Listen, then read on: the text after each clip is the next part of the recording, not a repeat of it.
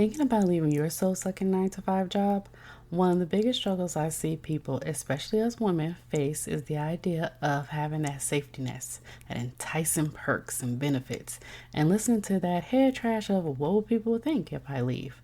I totally get it, and I've been where you are. That's why I created a free guide to help you if you're thinking about putting in that notice.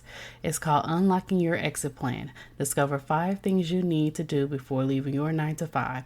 This guide is filled with worksheets and steps so you will have hand holding along the way.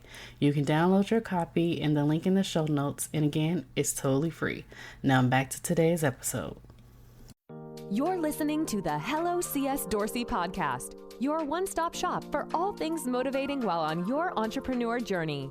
Feeling stuck in your business or don't know where to start? Don't worry, we've got you covered.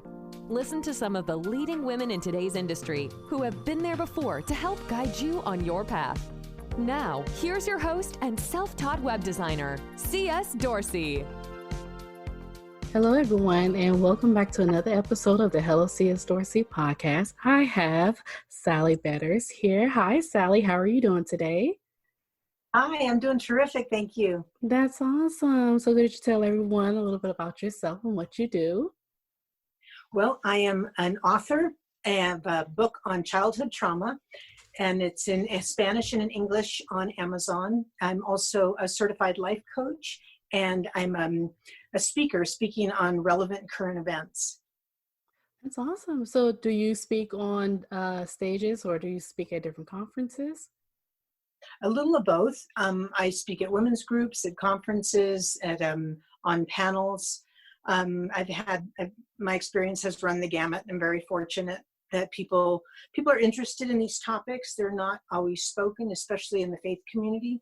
So I've been invited to pastors' breakfasts as well as women's groups. They do deal with things that are not as acceptable in most social circles. So I think there's a curiosity there. It's interesting. So tell us something about yourself that most people don't know. I was thinking about that. I've got, when I was in college, I took a class on media and the arts, and my assignment was to interview a director or somebody in the media and present that as my project. And so I did, and unbeknownst to me that this director was about to produce one of the first all starred-in directed a movie by all Latinos. And so after I interviewed him, his office called me and asked me if I would like a small part in his movie. And so I didn't believe it at first. I thought it was a joke, but I did go down and I got paid for the day, and I had a few lines. I was an art gallery assistant, and I got to be in his movie, and it ended up winning quite a few awards at a few film festivals. So that was many years ago, but it was a fun experience. So can I ask what's the name of the movie? So I'm going to Google it. Yeah, if you do, let me know if you find it. It was called Only Once in a Lifetime. I love it. I'm going to Google it. That's amazing. Yeah, I think it was about 1975, maybe. Because I think there's a couple other movies with that title, but this was about a man who had recently lost his wife, and he was trying to find his way in life. And so it's kind of a drama. That's awesome. So have you ever thought about doing, more parts, more movies, or was that just like it's a one-time thing? It was a one-time thing. It was interesting to see that it's, they cater the events and how the actors rehearse and how much time is put into it and all the lights and, booms and things they have to coordinate. It was a huge undertaking, and it was at a beautiful museum in Los Angeles near Wilshire Boulevard near Hollywood. So it was kind of appropriate for the whole movie industry. Wow, that is awesome. So you're a movie star. I'm so lucky to have you on my podcast. I'm like, oh my goodness, this is the amazing thing that all these women are doing. And I'm just like, oh my goodness. So I'm talking to a movie star. I had one author that her book is actually getting ready to become a movie. It's in like the screenwriting process. So I was like, really? Wonderful. Like, that's huge, Yeah. Amazing.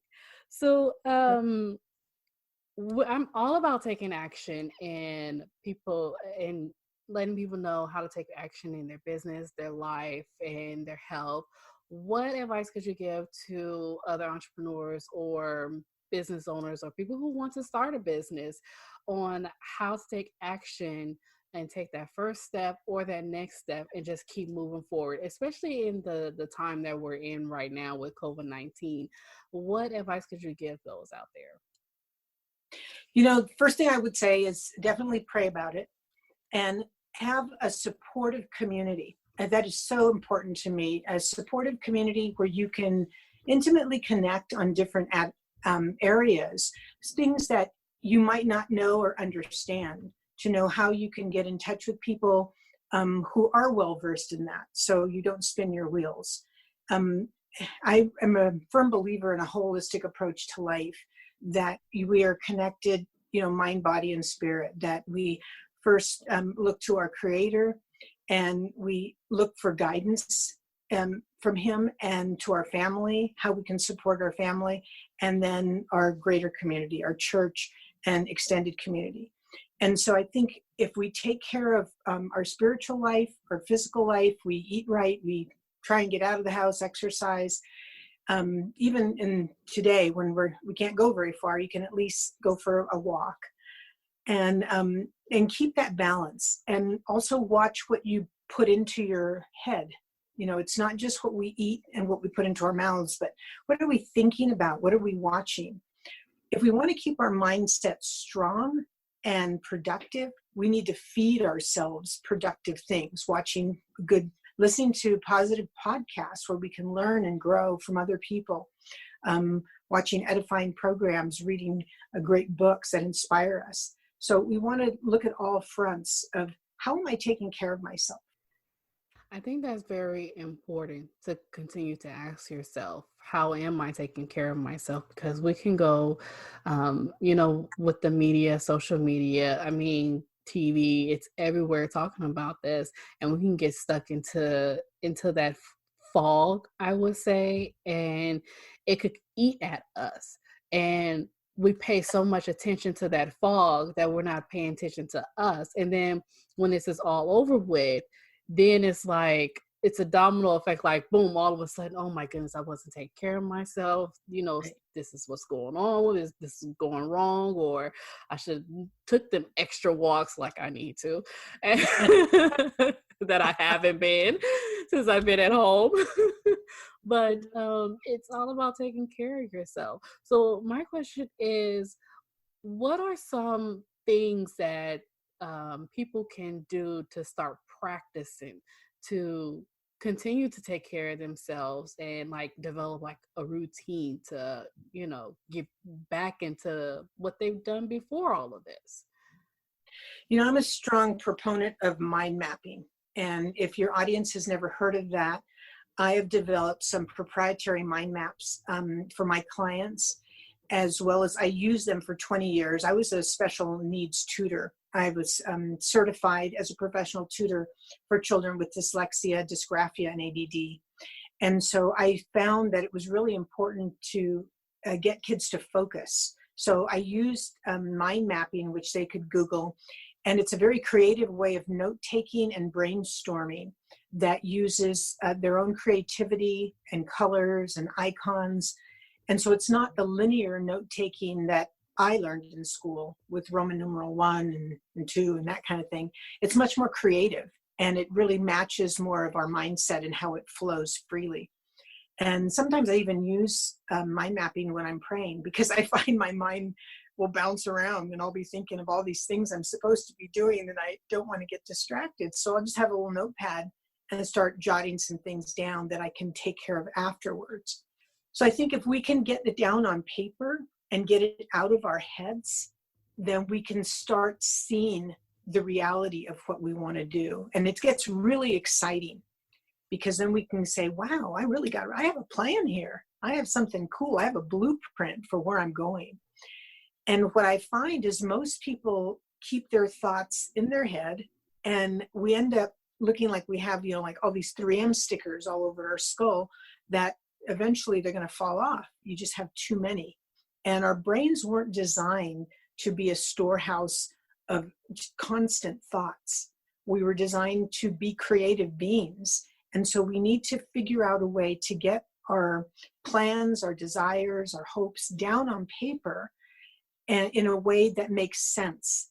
And then we can actually just use that as a document and save it and then pull it out when we want to go back to that project. We don't have to remember everything. That's good. That's a good one. I'm going to try that because I have a lot of, and it's always at nighttime. I have all these thoughts. It's at nighttime before I'm getting ready to go to bed or go to sleep. And those are some of my best ideas. And then when I wake up in the morning, I say, what was I thinking about the night before? So I think that's good. Maybe have like a notepad or something sitting right next to you and you're not on your nightstand or something. And then just write it down before you go to sleep. Then that way you can sleep better at nighttime. Just dump it all out on a piece of paper. Yeah. Absolutely. And I'm glad you mentioned that, because some of our best thoughts, and this is part of how we are created to be, they come when we're relaxed, when we're ready to go to bed, when we just wake up in the morning and we're fresh. Those are some of the times we have our best thoughts, not when we're under stress and in a time crunch. And it's then we want to be able to capture that by having, a notepad nearby and be able to look at it and go, wow, that's right. I don't want to forget that. I want to be able to do that at some point, or plug that into my day and keep the balance. So, it's not just all work, but there's a creative side to us as well. Right. So what advice would you give yourself 10 years ago? What I would do? I would have said, take more time to laugh and relax with friends and family. I think I was very driven. And I see now there were patterns that were developed in me of feeling inadequate, that I had to be an overachiever, that I had to be, the one that was going to, I was one of the first ones in my family to get a college degree and to move up the corporate ladder and to have some of these things that other people wanted. And I felt like there was a responsibility to hold on to that image. And now I would say, you can't go back, obviously, in time, but I would tell people to breathe in life and enjoy it. It's meant to be enjoyed. We are mandated to love God and to love others. And yet we don't always find ways to do that. And they're simple, buying somebody a cup of coffee, even if you don't know them, calling a friend, sending them an email saying, hey, I'm thinking about you, reaching out. I have this little thing I do every week. I write on my whiteboard in my office of what 3 things can I do to encourage someone and let them know they're loved. And sometimes it's family. It's, an 85-year-old aunt who I don't get to see much, just to see how is she doing. Other times it's a friend of mine who lives in Canada. She's a single mom. She's raising 2 sons. Calling her and say, let's jump on a call. I want to know how you're doing. Last week, I had the wonderful opportunity to participate in a drive-by birthday party. Since we can't hug each other, I have a friend from my Bible study who is recently widowed, and this was going to be her first birthday alone. And I know she was really dreading it and very tearful about it. So a bunch of us got together in an empty parking lot. We decorated our cars with balloons and streamers and signs. And we made baked goods and little gifts. And we texted her and said, hey, in 5 minutes, look out your window. And she stood out of her doorway by herself. And she was emotional, you could see. And our cars were honking and we were driving right by her house, all telling her how much we loved her and wishing her a happy birthday. And then we got out of our cars and we put her little gifts in a pile there near her. We couldn't hug her, unfortunately, but she said that what she thought was going to be her worst day turned out to be such a precious memory for her. That is awesome. That's beautiful. I love that. I really love that. No, I really do. It's very creative, and it brightened her day. I think that was beautiful. Yeah, I was just blessed to be a part of it. It wasn't my idea, but I didn't have a lot of gifts available to give her or to go to a store. So I made a big pot of soup and took her some soup, and other people did other baked goods and just gave her something, that she could have a nice meal. So we have to be creative these days, but that was just one of those things of what can I do to get outside myself? And this is something my husband and I talk about, and it's out of my favorite book, and chapter John 13 is that Jesus, in his greatest need at the Last Supper, when he knew he was going to be crucified, because he was human, he needed, I'm sure, companionship and some solace and comfort. And yet what he chose to do is he took off his robe of royalty, if you will, symbolically, and he put on the servant's towel, and he kneeled before each one of his disciples. And he gave them the comfort and reassurance that he needed himself. And so for me, whenever I think, boy, I sure wish somebody would call me or reach out to me, I always think I need to be giving what I need. When we turn it around, instead of waiting in expectation that, why hasn't anybody called me or reached out to me? If we start giving away what we need, it will definitely come back to us. I agree 100%. I completely agree. So, what last minute advice do you have for our listeners out there? I want them to know that they are valuable, that they've been created for a purpose, and they have gifts. If they have not identified them, there are some simple spiritual gifts tests that they can take online. And they can also ask their friends what strengths their friends see in them. And I'm sure there's going to be a matchup with their own desires and those strengths, because that's how the Lord works in fulfilling the desires of our heart. Something just very simple here is my husband and I have a strong passion to stop human trafficking. And for the last 10 years, we've been giving out of our small income, supporting missionaries in Thailand who are working for an organization doing this. Well, when I thought of writing my book, we were praying about it, and we decided, you know what, this is a great avenue, a revenue stream that we can use the funds from my books. I wrote a book and a workbook, my speaking and my life coaching to go towards this Christian organization that is working in 5 countries to stop human trafficking. I say that because we all have passions. We all have things that we feel strongly about.